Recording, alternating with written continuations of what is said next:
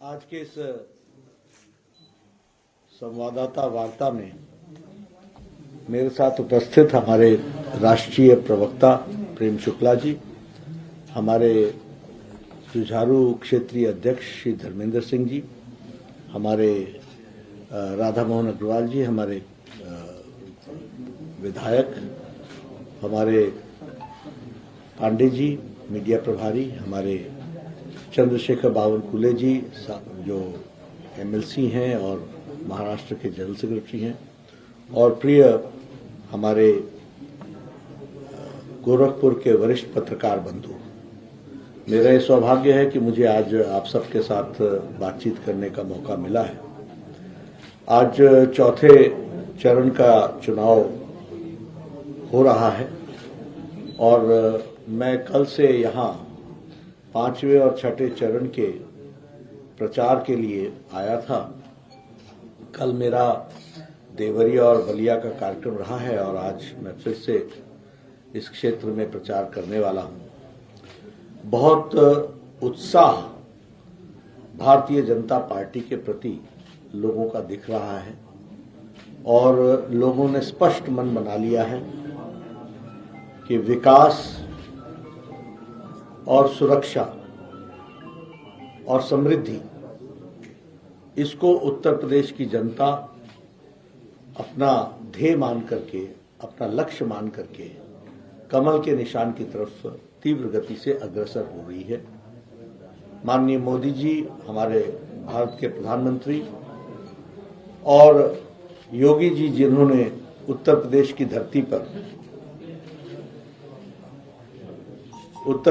धरती पर जो कार्य किया है उसके प्रति मुहर लगाते हुए दोबारा भारतीय जनता पार्टी को एक बार मौका देने का मन उत्तर प्रदेश की जनता ने बनाया है। भारतीय जनता पार्टी ने पिछले 5 सालों में जहां वैचारिक पृष्ठभूमि को जो हमने कहा था, जो हमारे साथ जुड़े हुए विषय थे, उनको जहां ताकत देकर के उसको पूरा किया है, वहीं गरीब, वंचित, पीड़ित, शोषित, दलित, समाज के अंतिम पायदान पे खड़ा व्यक्ति और जो महिला शक्ति, उसका सशक्तिकरण, युवाओं का सशक्तिकरण और इसके साथ साथ किसानों को ताकत देने का काम भारतीय जनता पार्टी ने किया है। जब मैं वैचारिक पृष्ठभूमि की बात करता हूं तो फिर चाहे हमारे यहां उत्तर प्रदेश गोरखपुर से हजारों कार्यकर्ताओं ने धारा 370 समाप्त करने के लिए एक बार नहीं अनेकों बार जम्मू कश्मीर की यात्रा की थी। आज मुझे खुशी है कि हम ये कह सकते हैं कि धारा 370 को मोदी जी की सरकार ने धाराशाही किया है। इसलिए वैचारिक पृष्ठभूमि पर अखंड भारत की बात को लेकर और जम्मू कश्मीर भारत का अभिन्न अंग, इसको लेटर और स्पिरिट में पूरा किया है तो हमारी सरकार ने किया है। उसी तरीके से लोगों की राजनीति रही कि राम जन्मभूमि का विषय लटके, अटके, भटके। ये भी विषय था कि कार सेवकों पर गोलियां भी चलाई गई, लेकिन आज भव्य राम मंदिर बन रहा है। यह भी हम लोगों के लिए बहुत ही जिसे कहते हैं कि हर्ष का भी विषय है और संतोष का विषय है। 3 तलाक का दंश, 13वीं शताब्दी का कानून, सुप्रीम कोर्ट का यह कहना कि यह कानून समाप्त होना चाहिए, लेकिन भारत के राजनेताओं में ताकत नहीं थी, तुष्टीकरण की राजनीति से दबे हुए थे। लेकिन मोदी जी ने सुप्रीम कोर्ट की बात को पूरा करते हुए मुस्लिम महिलाओं को 13वीं शताब्दी के इस दंश से, इस अभिशाप से आजाद कराया। और मैं आपके साथ यह भी बताना चाहूंगा कि इस्लामिक देशों में भी 3 तलाक नहीं था। अफगानिस्तान में नहीं था, बांग्लादेश में नहीं था, पाकिस्तान में नहीं था, ईरान में नहीं था, इराक में नहीं था, सीरिया में नहीं था। ये सब मुस्लिम देश हैं, लेकिन हमारा देश इस 13वीं शताब्दी के अभिशाप को लेकर चल रहा था, उससे भी मुक्ति दिलाने का काम हमारी सरकार ने किया है। जहां तक गरीब, वंचित, पीड़ित, शोषित की बात मैंने की, तो हमारे जितने भी कार्यक्रम हैं, फिर चाहे वो जनधन योजना के माध्यम से बिना बिचौलिए के खाते में सीधे पैसा पहुंचाने की बात हो और करोड़ों लोगों को पहुंचाने की बात हो, फिर चाहे प्रधानमंत्री आवास योजना में सीधे सीधे उनके आवास तक आवास बनाने की योजना हो और उसमें लगभग 1,50,00,000 से ज्यादा मकान बन चुके हैं और इस बार लगभग 1,60,00,000 मकान इस साल बनने के लिए और उसके लिए 48,000 करोड़ रुपए का प्रावधान किया गया है। और मकान भी कैसे?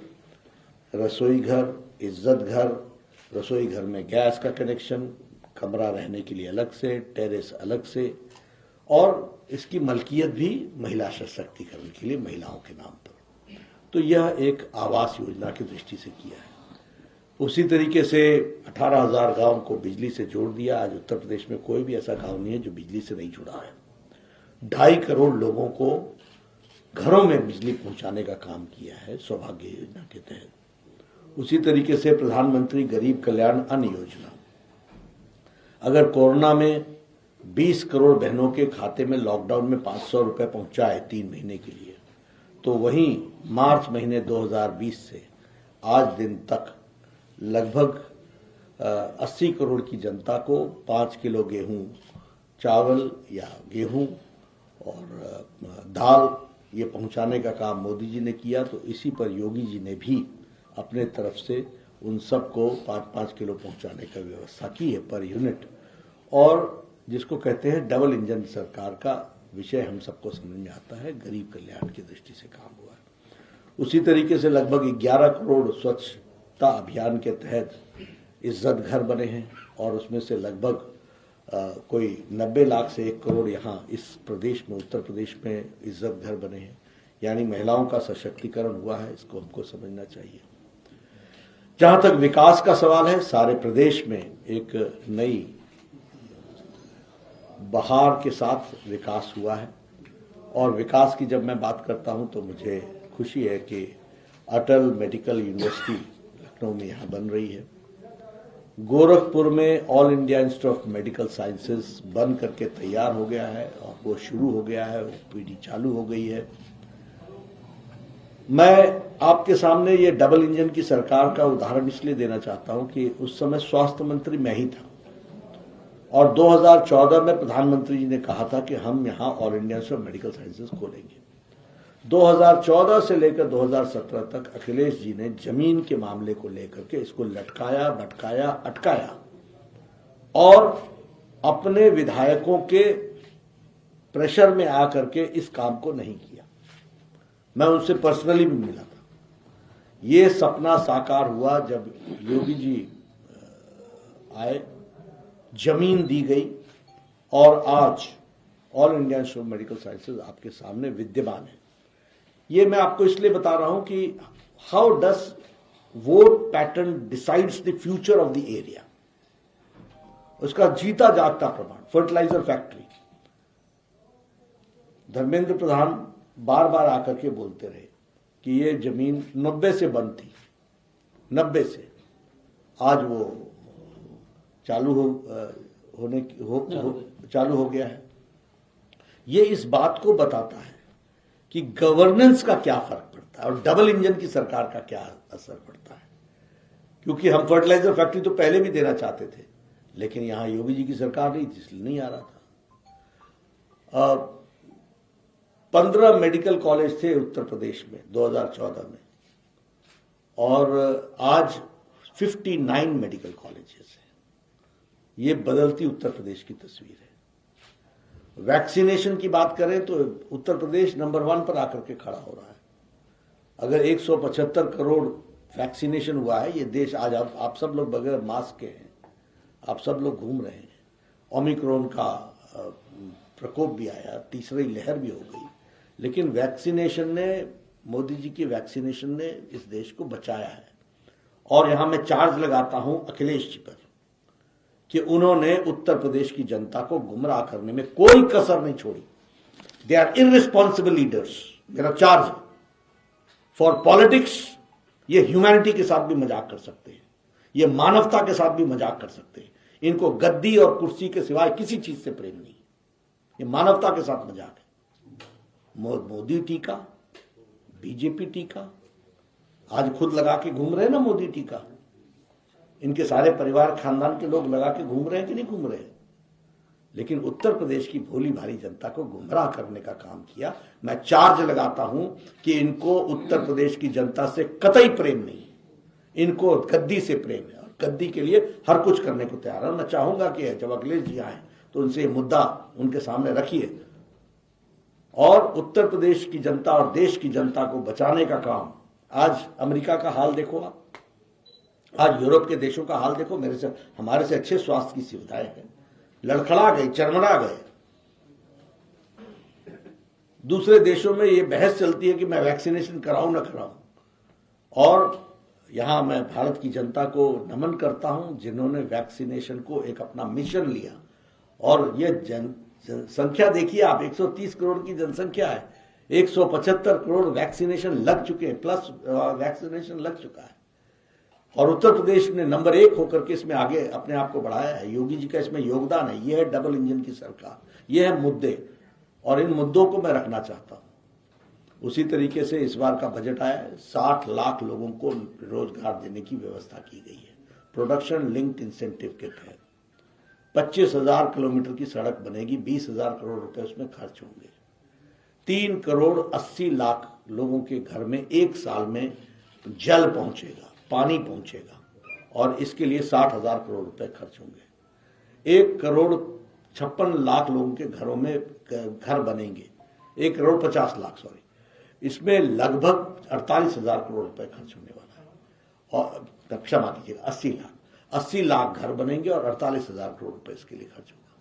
तो इस तरीके से विकास की एक नई कहानी उत्तर प्रदेश में और बिहार और भारत में रचने की जो बात कही गई है वो आपके सामने मैं रखना चाहता था, और मैंने इन सारे विकास के मुद्दों को आपके सामने रखा है।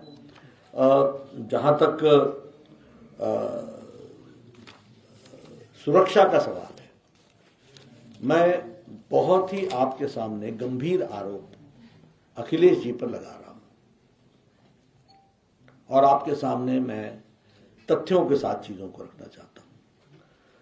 22/5/2007 को गोलघर गोरखपुर सीरियल ब्लास्ट हुआ था, और इस ब्लास्ट में बलदेव प्लाजा, गणेश चौराहा और जलकल बिल्डिंग में बॉम्ब ब्लास्ट हुए थे एक साथ।